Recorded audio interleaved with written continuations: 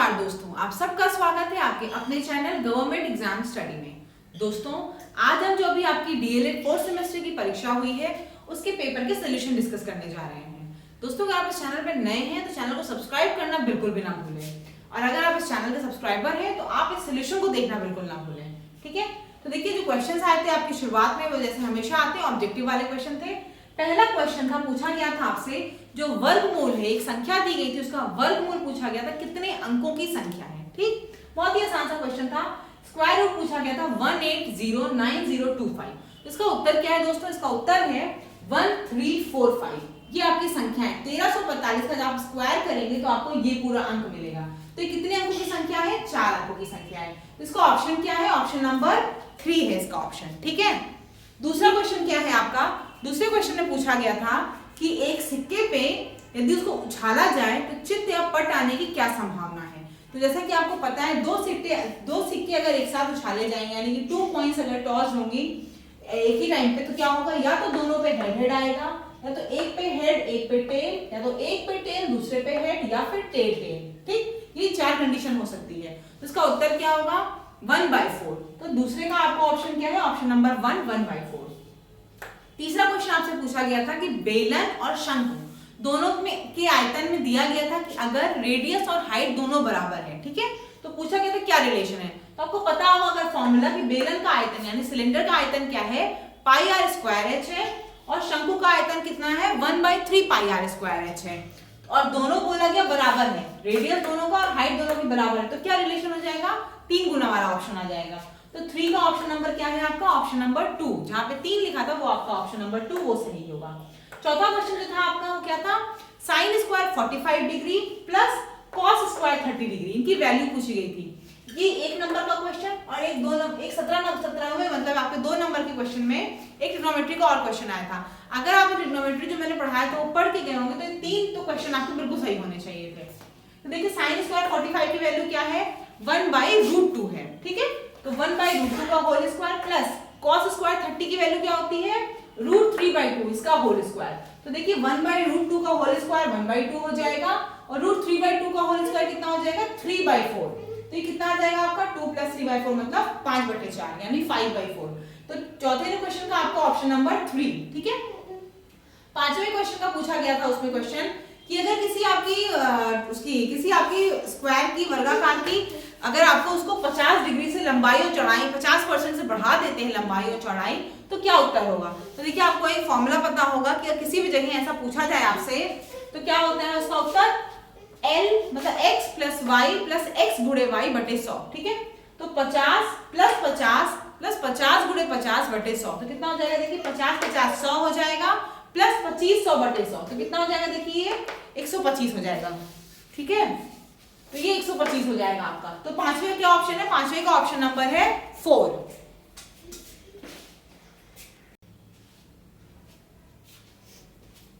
देखिए पांचवें का क्या हो जाएगा आपका? 125 जो कि 5/4 के बराबर हो जाएगा। ठीक है, तो पांचवें का ऑप्शन नंबर क्या है आपका? 4।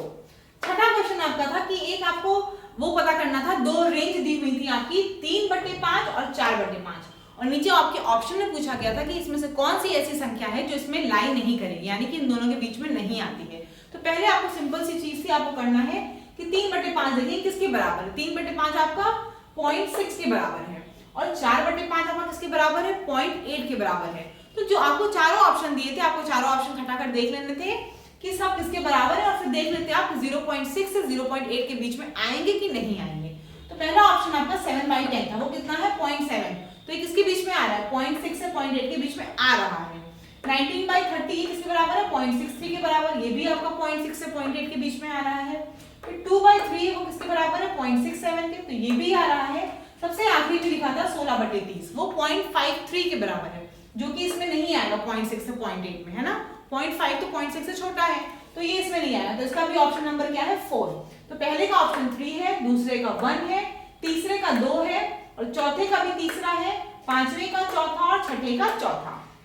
अब हम आते हैं सातवें क्वेश्चन पे। सातवें क्वेश्चन पे दी थी आपको इक्वेशन कि आपको x - 1/x की वैल्यू अगर 3/2 दी हुई है तो आपको पता करना था x - 1/x x³ - 1/x³ की वैल्यू क्या होगी। ठीक, ये क्वेश्चन था x माइनस 1/x की वैल्यू दी हुई थी, आपको बोला गया था x cube minus 1/x cube की वैल्यू क्या होगी। तो यहाँ पे आपको कुछ नहीं करना था, आपको अगर ये फॉर्मूला पता है a माइनस बी का होल क्यूब क्या होता है, a cube minus B cube minus 3ab into a minus B, बस इसी फॉर्मूले का यूज करना था, कुछ नहीं था यहाँ पे। तो देखिए इसको आप क्या करना, आप जो दिया था x माइनस 1/x बराबर 3/2, क्या करना आपको दोनों तरफ क्यूब कर देना है, ठीक है। अब मैंने आपको देखिए स्क्वायर का मतलब क्या होता है, किसी भी संख्या को 2 बार गुणा करना, और क्यूब का मतलब क्या होता है, किसी भी अंक को या संख्या को 3 बार गुणा करना। तो यहाँ पे क्या हो जाएगा x माइनस 1/x का होल क्यूब, और 3/2 का क्या हो जाएगा 3/2 इंटू 3/2 इंटू 3/2, यानी कितना 3 तरीका 9 के 27, 2 दूनी 4 दूनी 8, यानी 27/8 आ जाएगा। और इधर मैंने आपको क्या बताया x minus 1/x whole cube के लिए क्या करना है, आपको a माइनस b के होल क्यूब को एक्सपैंड कर देना। तो यहाँ पे क्या होगा देखिए x cube minus 1/x cube minus 3a into b, यानी कि x इंटू 1/x, फिर आपका क्या हो जाएगा a माइनस b, यानी कि x माइनस 1/x, तो किसके बराबर है 27/8 के बराबर है। यहाँ आप रखिए x cube minus 1/x cube minus 3 into x minus 1/x की वैल्यू कितनी है 3/2 इज इक्वल टू 27/8। सॉल्व करेंगे यहाँ पे, ये साइड जाएगा आपका, तो आंसर जो आपका यहाँ पे आएगा 7th का वो क्या आएगा x cube minus 1/x cube is equal to 63/8। तो यहाँ पे जो आंसर आएगा वो आपका 63/8 आएगा। अगर मान लीजिए थोड़ी आपकी कैलकुलेशन मिस्टेक भी है, लास्ट तक आते आते आपने कुछ गड़बड़ी कर दी है, तो कोई बात नहीं, इस पे पूरे स्टेप मार्किंग होती है। मैथ्स में हमेशा सबसे अच्छा प्लस पॉइंट यही है मैथ्स कि अगर आपने कॉन्सेप्ट सही लगाया है, आंसर तक फाइनल नहीं पहुंचे, कैलकुलेशन मिस्टेक हो जाती है, वो ह्यूमन एरर है, तो आप तब भी आपको नंबर मिलेंगे वहां पे, ठीक है। ऐसा नहीं होगा पूरे करके 0 मिल जाएंगे। थ्योरी में अगर आपको कुछ भूल गया है या आप गलत लिख रहे हैं तो हो सकता है कि आपने पूछा कुछ गया था, आपने कुछ बता दिया, लेकिन अगर मैथ्स में आपने फॉर्मूले का भी यूज कर लिया है तो आपको मार्क्स डेफिनेटली मिलेंगे, ठीक है। चलिए 8वां क्वेश्चन था आपका, क्या आपको वहां पूछा गया था कि दो अगर डाइस यानी कि 2 पासे अगर उछाले जाएंगे तो पूछा गया था अभाज्य संख्या कितने में मिलेगी, उनका वो लिखना था, आपको जोड़ लिखना था। अभाज्य का मतलब आपको पता है प्राइम नंबर, जो भी आपके प्राइम नंबर से वही मिलने चाहिए थे, ठीक है। तो पहला देखिए आपने क्या लिखा 1 और 1, यानी कि दोनों पासों पे अगर 1 और 1 आता है, एक को उछाला तब भी 1 आया, दूसरे को उछाला तब भी 1 आया, एक तो आपका ये बन गया पेयर, ठीक है। तो हम 1 से शुरुआत करते हैं, तुम्हारे कितने पेयर बनेंगे वो पूछा गया था, हमको लिखना था। तो पहला आपका पेयर 1 और 1 होगा, दूसरा 1 और 2, जोड़ते भी चलिए, ये आपका देखिए 2 बन रहा है प्राइम, फिर ये पे 3 बन रहा है, 1 और 2 जब आएगा, फिर एक सिक्के एक आपके पासे पे 1 आए, दूसरे पे 4 आए, तो 5 बनेगा, वो भी आपका अभाज्य है। तो देख लीजिए ऑप्शन क्या है, समझ में आपको आ गया होगा। 1 1 1 2 1 4 1 6 2 1 2 3 2 5 3 2 3 4 4 1 4 3 5 2 5 6, देखिए 5 और 6 11, वो भी प्राइम नंबर बन रहा है। तो अगर इस सिक्के पे एक आपके पास में 5 आता है और एक पे 6, तब भी वो आपका 5 और 6 का भी एक पेयर बनेगा। 6 और 1 और 6 और 5, ठीक, इतने आपके बनेंगे 8वें में। सब जो आपके अभाज्य संख्याओं के पेयर बनेंगे वो इतने सारे बनेंगे आपके, ठीक है। अगला क्वेश्चन था कि पृथ्वी की चंद्रमा से दूरी दी हुई थी। तो अगर आपकी समझ लीजिए ये अर्थ है, यानी कि ये पृथ्वी है और ये आपका क्या है मून, यानी कि चंद्रमा, इसकी दूरी दी हुई थी। फिर पूछा था यदि वो वृत्ताकार पथ फॉलो करता है, यानी कि अगर वो सर्कुलर पाथ आपका फॉलो करता है तो पूरी परिधि क्या होगी। तो ये बहुत आसान था, इसमें इस क्वेश्चन आपको हो सकता है देख के लगा अरे इतना क्या पूछ लिया। ये अर्थ था, ये सन था, मतलब मून है आपका चंद्रमा, जिसको क्या करना है इसका पूरा भ्रमण करना है इसका। तो देखिए ये यहाँ से यहाँ तक इसको मान लीजिए सेंटर है अर्थ को, और ये क्या हो जाएगा आपका रेडियस। तो बस आपको परिधि का फॉर्मूला पता है कि सर्कमफ्रेंस ऑफ सर्कल क्या होता है 2 पाई r, वही फॉर्मूला यहाँ लगा देना है, r को पता है। तो क्या हो जाएगा 2 पाई r में 2 इंटू 22/7 इंटू r की वैल्यू कितनी है 384, 3 बार 0 रख दीजिए, आंसर पूरा आपका कैलकुलेशन पे डिपेंड है। यहाँ पे बहुत बड़ा सा आंसर आ रहा है कुछ 2413714.285 किलोमीटर, ठीक है। कुछ नहीं करना, ये बस आपको जो रेट कैलकुलेशन यहाँ देखी गई आपसे, कैलकुलेशन आप कितना सही कर सकते हो, बड़ी कैलकुलेशन दी गई थोड़ी सी। तो 2 पाई r करना है, r यहाँ पे आपको दिया था 38 3 टाइम्स आपका 0, ठीक है। वही आपको यहाँ पे 2 पाई r में रख देना है, आपको आंसर मिल जाएगा। देखिए नेक्स्ट आपका जो क्वेश्चन है 10th, उसमें पूछा गया था गुणनखंड। एक क्वेश्चन आपको वो आपको दिए गए थे, एक्सप्रेशन दिया गया था और पूछा गया था इसका गुणनखंड बताइए। तो आपको क्या करना था 24 माइनस 3a² प्लस 34a, मैंने इसको ऐसे लिख लिया, जो हमारी क्वालिटी इक्वेशन होती है इस फॉर्म में लिख लिया, ठीक है। X square plus x plus constant वाले फॉर्म में। तो यहाँ पे -3a² प्लस 34a प्लस 24, ठीक। इसको आप सॉल्व करिए। तो सॉल्व करेंगे तो जैसे आप सॉल्व करते हो उस तरह सॉल्व करके देखेंगे तो आपको जो फैक्टर्स मिलेंगे वो क्या मिलेंगे, मतलब फैक्टर्स नहीं, आपके जो गुणनखंड मिलेंगे वो क्या मिलेंगे, एक आपका -3a - 2 और एक a-12 है। ये मैंने इसके बाद में फैक्टर भी निकाल दिया। क्वेश्चन में ये पूछा है था कि फैक्टर निकालिए तो आप बराबर 0 करके एक ही वैल्यू निकाल देते, लेकिन क्वेश्चन में सिर्फ और सिर्फ गुणनखंड पूछा गया था, तो उसका उत्तर ये इतना हो जाएगा, ठीक। देखिए ये इतना उत्तर है इसका, दो गुणनखंड निकले, एक -3a - 2 और इंटू a-12, ये आपके दो गुणनखंड निकले, ठीक है। 11वां क्वेश्चन तो बहुत ही आसान था। अंडर रूट आपका 400 प्लस 0.04 प्लस 0.000004, ठीक है। इसमें क्या होगा, 400 का अंडर रूट आपको पता है 20 है, 0.04 का अंडर रूट 0.2 होता है और इसका 0.002, इसका उत्तर क्या आ जाएगा 20.202, 20.202। देखिए दोस्तों यहाँ पे मैं आपको सॉल्यूशन बताने में बहुत ज्यादा टाइम नहीं वेस्ट करूंगी कि आपको एक चीज एक्सप्लेन करूंगी 0.0004 की वैल्यू कैसे क्या होती है, क्योंकि उसके लिए अलग चीज, उसके लिए अलग क्लासेस होती हैं। यहाँ सिर्फ हम सॉल्यूशन चेक करें कि जो आप कर के आए हैं अपने एग्जाम में वो आप चेक कर सकें, किसी जो मैंने लगाया दिमाग में कॉन्सेप्ट यूज किया है, क्या मेरा आंसर यहाँ पे आंसर मैच कर रहा है, बस इतना सिर्फ कर रही हूँ। यहाँ आपको पूरा एक्सप्लेन नहीं अभी मैं कर रही हूँ कि आपको पूरी चीज अलजेब्रा समझाऊं, सब समझा नहीं रही, ठीक है। फिर आगे देखिए क्या है, आगे क्वेश्चन दिया था मीडियन पता करना था आपको, ठीक है, टर्म्स दिए हुए थे। तो पहले आपको क्या करना था, जो नंबर दिए थे पहले उनको अरेंज करना था। अरेंज किस ऑर्डर में करना था, असेंडिंग ऑर्डर में, छोटी से बड़ी संख्या में पहले आपको अरेंज करना था। तो मैंने यहाँ पे अरेंज कर दिया 8 9 10 11 12 13 15 19 22। संख्याएं कितनी थी, संख्याएं आपकी 10 थी। आपको पता है अगर सम संख्या होती है, यानी कि अगर इवन नंबर्स होते तो क्या होता है, जितने भी नंबर होते हैं उसका आधा प्लस नेक्स्ट टर्म, यानी कि 10 का आधा कितना होगा 5, 10 का आधा 5 होगा, तो हम क्या लिखेंगे n + 1/2, यानी कि पांचवा टर्म प्लस छठा टर्म बटे 2, ठीक है। यहाँ पे क्या होता है इसका n + 1th terms by 2, nth term और n + 1th term. nth term आपका क्या है पांचवा टर्म और n + 1th यानी छठा टर्म। तो देखिए कौन सा टर्म है, 1 2 3 4 5 12 और प्लस 13, तो 12 + 13 बटे 2, यानी कि 12वें का उत्तर क्या आ जाएगा 12.5, ठीक है। 12वें का आंसर क्या आ जाएगा 12.5। 13वां देखिए उसमें आपको दिया था रोम्बस, ठीक है। रोम्बस में आपको एक साइड दी हुई थी और एक विकर्ण यानी एक डायगोनल दिया हुआ था, और आपको पूछा गया था कि दूसरा डायगोनल बताना है। तो ये भी आपको पता होगा, प्रॉपर्टी होती है डायगोनल की, इसकी रोम्बस की, कि जो इसके डायगोनल होते हैं वो आधे होते हैं, हाफ होते हैं, परपेंडिकुलर पे हाफ हाफ हो जाते हैं। तो जो आपको एक वैल्यू दी है साइड की वो देखिए क्या है 4.5, ये परपेंडिकुलर है, तो ये कितना हो जाएगा, आपको जो पूरा 6 दिया था डायगोनल, विकर्ण आपका पूरा 6, तो कितना हो जाएगा इतना 3 और इधर 3, ठीक। तो हम इसको लेके अगर सॉल्व करेंगे तो हमें उत्तर मिल जाएगा। तो यहाँ पे क्या करना, पाइथागोरस थ्योरम लगानी है। पाइथागोरस थ्योरम क्या होती है आपकी, हाइपोटेन्यूज का square is equals to perpendicular का स्क्वायर प्लस बेस का स्क्वायर, यही होती है आपकी ना पाइथागोरस थ्योरम। क्या होती है, ये वाले का स्क्वायर, ये बड़ी वाली साइड का square is equals to perpendicular का स्क्वायर प्लस बेस का स्क्वायर, परपेंडिकुलर का स्क्वायर प्लस बेस का स्क्वायर। तो यहाँ रख दीजिए आप AB का होल स्क्वायर यानी 4.5 का होल स्क्वायर, और फिर इसका देखिए कितना है, इसका 3 है, 3 का स्क्वायर 9, और ये आपको पता करना है, ठीक।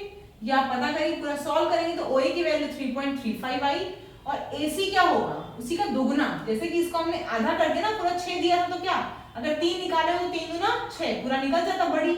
ऐसे AB हमने निकाला जो हाफ हो जाती है, तो AB का ट्वाइस करने पर हमें क्या मिल जाएगा, पूरा AC मिल जाएगा। AB कह रही हूँ OA का ट्वाइस करने में पूरी वैल्यू निकल जाएगी AC की, ठीक। ये देखिए क्वेश्चन, यहाँ पे आपको एक साइड दी हुई है, ये एक पता है, ये निकाल के आपने इसका डबल कर दिया, तो AC की वैल्यू यहाँ पे 13 में जो आई वो क्या आई 6.7 आई। चौथा क्वेश्चन देखिए दिया हुआ था, एक भवन दिया हुआ था और सड़क दिया था, और आपको सड़क का क्षेत्रफल और भवन का क्षेत्रफल दोनों का क्षेत्रफल निकालना था। तो देखिए सड़क का क्षेत्रफल कितना होगा, पहले हम सड़क का निकालते हैं। देखिए ये जो दिया हुआ था चौड़ाई 2 इसकी दी हुई थी, 2 चौड़ाई का मतलब क्या है कि वो स्क्वायर में जो वैल्यू दी थी ना उसका वो स्क्वायर थी, 2 सब तरफ था, मतलब स्क्वायर का मतलब क्या, सारी भुजाएं बराबर, तो ये भी 2 ये भी 2 ये भी 2 ये भी 2, ठीक।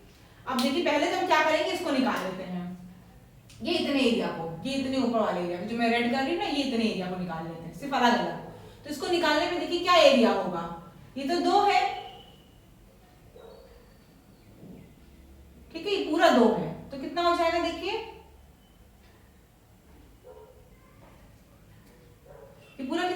इतना निकाल रहे हैं, इतना पोर्शन, देखिए ये पूरा पोर्शन निकाल रहे हैं। पहले एक का निकालते हैं फिर उसको 2 कर देंगे। देखिए कितना है इसकी ये 2 है और लंबाई कितनी है 5, क्योंकि इधर 20 दी हुई थी पूरी और इधर 15 दी हुई थी, तो बची हुई कितनी हो गई आपकी 5। तो ये पूरा देखिए कितना हो जाएगा 2 गुणे 5, ये पूरा ये इतना 2 है इतना पोर्शन और ये इतना 5, तो पूरा कितना हो जाएगा 2 गुणे 5। और यही आपको दोनों तरफ करना है तो क्या कर लेंगे आप 2 गुणे 5। ठीक, अब बचा कितना पोर्शन, ये इतना पोर्शन बचा है ना। इसमें देखिए इसमें क्या कर लेंगे आप, ये तो पूरा 30 है और ये 2 और ये 2, तो 2 2 मतलब कितना हो गया 4, तो 30 में से 4 माइनस करेंगे तो ये इतना पोर्शन कितना बचेगा 26 है ना। ये भी 2 है ये भी 2 है, तो 30 में से 4 माइनस करेंगे 26 बचेगा ना। 26 गुणे ये हाइट कितनी है, ये हाइट आपकी 3 है, क्योंकि ये इतना पूरा 5 है, ये पूरा 5 है, तो ये 2 है इतना वाला पोर्शन, तो स्क्वायर है क्योंकि, तो ये कितना हो गया 3, तो 26 गुणे 3 वो आपने कर दिया तो उत्तर यहाँ पे 98 आएगा। सड़क का क्षेत्रफल कितना आ जाएगा 98 आ जाएगा। और भवन का क्षेत्रफल कितना आएगा, देखिए भवन ये 30 तो पूरा रहेगा ही और ये 15 है, तो 30 गुणे 15 ये आपका क्या हो गया भवन का क्षेत्रफल। ठीक है, 14 में गई आगे समझ में, 14 में समझ में फिर से बता देती हूँ एक बार।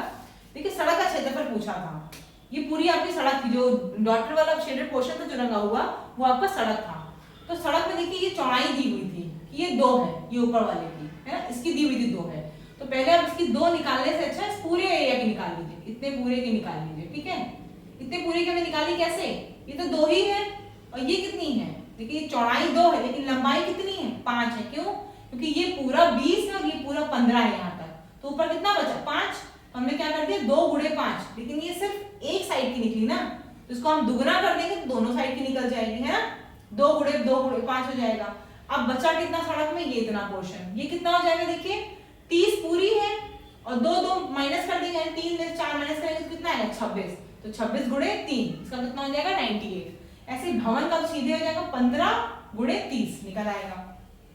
अगला क्वेश्चन था उसमें क्षेत्रफल दिया हुआ था, लंबाई और चौड़ाई का अनुपात दिया हुआ था 3:2, ठीक है 3:2 दिया हुआ था। आपको पता क्या करना था कि लंबाई और चौड़ाई की वैल्यू क्या होगी, तो बहुत ही भी आसान है, इसमें पता है आपको कि एरिया किसी भी रेक्टेंगल का जो होता है उसका फॉर्मूला क्या होता है लेंथ इनटू ब्रेड्थ, यानी कि लंबाई गुणे चौड़ाई। ठीक है, ये लंबाई ये चौड़ाई आपकी हो जाएगी, तो लंबाई गुणे चौड़ाई आपका एरिया होता है रेक्टेंगल का, तो वही हम यहाँ रख देंगे 600 दिया था, 600 metre square is equals to 3x गुणे 2x, ये 6x स्क्वायर आ जाएगा, यहाँ से x की वैल्यू 10 आ जाएगी, तो लंबाई 30 और चौड़ाई 20 हो जाएगी। 16वां क्वेश्चन आपका पूछा था, यहाँ पे देखिए जो पेपर आपका आया था कोई ऐसा बहुत टफ पेपर नहीं आया था, बस आपको थोड़े थोड़े कॉन्सेप्ट पता होना चाहिए। हर क्वेश्चन का एक सिंपल सा क्वेश्चन जो कॉन्सेप्ट होता है बहुत साधारण सा वही यूज किया गया है। देखिए 16वां क्वेश्चन था, आपको ये पैरेललोग्राम दिया गया था और उसमें बोला गया था कुछ वैल्यूज दी गई थी और आपसे कुछ फाइंड कराना था। तो पहले तो आपको ये पता होना चाहिए कि जो एरिया होता है पैरेललोग्राम का, ये अगर एरिया है पैरेललोग्राम का पूछा जाए तो इसकी हमेशा इसका फॉर्मूला क्या होता है, ये देखिए बेस है और ये क्या है इसका हाइट, जिसे परपेंडिकुलर पढ़ना है, ठीक यही होता है। तो बेस गुणे हाइट जो होता है वो एरिया होता है पैरेललोग्राम का। तो हम देखिए इस वाले फिगर में देखते हैं, इन्होंने दिया क्या है CF की वैल्यू 10, CF ये F है आपका, इसकी वैल्यू पता है इस वाले भुजा की CF की 10, AD की 12 पता है, AB की आपको 16 पता है, ठीक। तो BG पूछा गया है, तो क्या करना, कुछ नहीं करना है, आपको पता है कि क्या होता है बेस इनटू हाइट। तो देखिए पहले इसको हम पता करते हैं, क्या है CF पता है हमें ना, CF बेस हो गया और CF जो CF आपका परपेंडिकुलर यानी कि हाइट है, और CF किस पे हाइट है, देखिए क्वेश्चन में लिखा है कि CF जो हाइट है वो AB पे है। तो आप क्या करेंगे यहाँ पे CF गुणे AB, ये जो एरिया होगा ये किसके बराबर होगा, ये एरिया होगा BG गुणे AD के बराबर, है ना, BG गुणे AD के बराबर। भाई एक ही फिगर में अगर हमको एरिया निकालना है तो चाहे एक साइड से निकालें चाहे दोनों साइड दूसरी साइड से निकालें, उत्तर तो सेम आना चाहिए ना। तो यहाँ पे क्या हो जाएगा CF गुणे जो आपका AB है वो किसके बराबर है, BG जो हाइट है बटे मतलब गुणे AD बेस के, क्योंकि BG परपेंडिकुलर किस पे है आपके AD पे, तो BG गुणे AD के इसके बराबर हो जाएगा। यहाँ रख लीजिए CF पता है आपको कितना है 10 और AB कितना है 16, 16 गुणे 10 बराबर किसके है 12, AD है गुणे BG निकाल लें यहाँ से, आपका कितना आ रहा है 13.3 आ रहा है,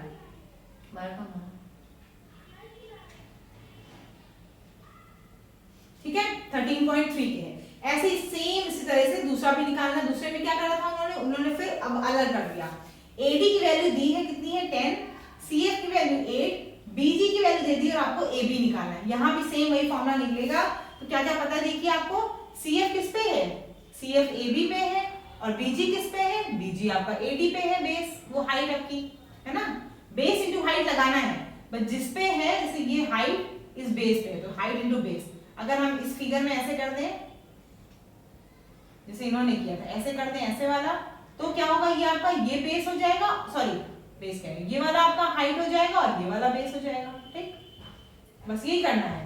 ये दोनों फिगर अगर एक होता तो बस यही करना है, ये हाइट और ये बेस, इसमें ये हाइट और ये बेस। बस यहाँ पे क्या करेंगे आप, CF की वैल्यू यहाँ पे फिर दे दी आपको 8 और AB की वैल्यू कितनी दे दी, AB की वैल्यू पता करनी है आपको, और BG की वैल्यू दी है आपको 12 और AD की कितनी दी है 10। तो यहाँ जब आप सॉल्व करेंगे वैल्यू रख के तो यहाँ से आपको आंसर मिलेगा 15।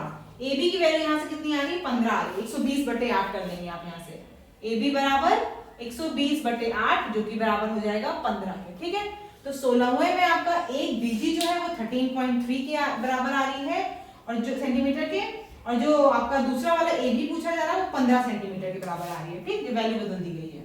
चलिए तो 17वां क्वेश्चन देखिए। 17वां क्वेश्चन आपको प्रूफ करना था कि tan 90 बराबर इसके इक्वल है। अब देखिए ये कह रही थी कि अगर आपका जो कौन सा क्वेश्चन था, क्वेश्चन नंबर 4, अगर 4 और 17 मतलब 3 नंबर तो अगर आप ट्रिग्नोमेट्री क्लास की होती तो आपको आसानी से आया था। बिल्कुल बहुत ही सिंपल सा क्वेश्चन पूछा था ट्रिग्नोमेट्री का। क्वेश्चन क्या था, ये प्रूफ करना। तो आपको tan 90 पता है किसके बराबर होता है, tan 90 इंफिनिटी के, नॉट डिफाइंड के बराबर होता है। ठीक है, tan 90 इंफिनिटी नॉट डिफाइंड, यानी tan 90 कितना होता है, sin 90 अपॉन cos 90। sin 90 की वैल्यू 1 होती है, cos 90 की 0, ये किसके बराबर हो जाएगा, नॉट डिफाइंड के। अब देखिए तो नॉट डिफाइंड एक साइड आपका आ गया, दूसरी साइड भी आपको पूछा गया था कि नॉट डिफाइंड ही आना चाहिए, मतलब उधर भी यही वैल्यू आनी चाहिए। तो चलिए देखते हैं tan 30 की वैल्यू कितनी है 1/√3, tan 60 की √3 अपॉन 1 माइनस tan 30 की 1/√3 और tan 60 की √3। तो ये दोनों कट जाएंगे तो क्या आ जाएगा 1 - 1, और जैसे ही किसी भी संख्या में किसी भी जगह डिनोमिनेटर में 0 आ गया, a/0 x/0, ये सब हमेशा क्या होते हैं, नॉट डिफाइंड। तो ये क्या हो गए, दोनों बराबर हो गए। जैसे ही किसी भी संख्या में नीचे डिनोमिनेटर में 0 आता है वो हमेशा नॉट डिफाइंड। अब खुद ही सोचिए, अगर हम 2 को बोले 0 से डिवाइड करो तो कुछ डिफाइन कर सकते हैं क्या, नहीं ना, 2/0, 0 से तो आप किसी को डिवाइड ही नहीं कर सकते, कुछ डिफाइन नहीं कर सकते हो, तो वो हमेशा नॉट डिफाइंड आ जाता है। अब लास्ट क्वेश्चन है हमारा 18वां। 18वें में आपको क्या दिया था कि 1000 आपको बार बोला गया था कि चीजों को मतलब को किया गया था, और आपको बोला गया था कि 12 बार था उसकी, यानी फ्रीक्वेंसी, यानी उसकी आने की चांसेस, एक आने के चांसेस कितने हैं, उसके प्रतिशत पूछे गए थे। ठीक, तो पहला जो था एक, उस कितनी बार आ रहा था 185 बार, कितने में से 1000 में से। तो आपको कुछ नहीं करना था, 185/1000 × 100। ठीक है, 185 बार, एक कितनी बार आ रहा है 185 बार, कितने में से 1000 में से, तो 185/1000 × 100 यानी कितना आ जाएगा 18.5, 18.5। दूसरा ऐसे ही 102 जो आ रहा था आपका 2 नंबर, वो कितनी बार आ रहा था 145 बार आ रहा था 1000 में से, तो वो कितना हो जाएगा 145/1000 × 100, 14.4। इसी प्रकार से 3 जो था वो आपका जितनी बार आया, 4 जो है सबको ऐसे डिवाइड करके 1000 से × 100 करना था। तो देखिए पहले का 1 आने का 18.5 है, 2 आने का 14.5 है, 3 आने का 16% है, 4 आने का 14 है, 5 आने का 18 है और 6 आने का 19 है। ठीक है, फिर से आंसर सुन लीजिए, पहले का 18.5 है, दूसरे का 14.5 है, तीसरे का 16% है, चौथे का 4 नंबर जो आ रहा था उसका 14% है, 5 नंबर का 18% है और 6 का 19% है। ठीक है, देखिए मैंने आपको सारे आंसर बता दिए। किसी भी आंसर में कोई डाउट या कुछ क्लियर ना दिख रहा हो आपको वीडियो में तो आप प्लीज कमेंट सेक्शन में जाके जरूर बताइएगा हमें, और अगर किसी सोल्यूशन में कोई डाउट है, आपने कुछ और किस तरीके से और किया है, कुछ और आपके आंसर आ रहे हैं, तो उसको जरूर डिस्कस करिएगा, कमेंट सेक्शन में जाके जरूर करिएगा। और आप जो भी आगे नई वीडियो चाहते होंगे या जो भी कुछ तैयारी करना चाहते हो प्लीज कमेंट सेक्शन में उसको भी जरूर डिस्क्राइब करिएगा, हम उस हिसाब से चीजों को पढ़ाएंगे। Thank you. अगर आपने चैनल सब्सक्राइब नहीं किया सब्सक्राइब जरूर कर लीजिए। Thank you for watching my video.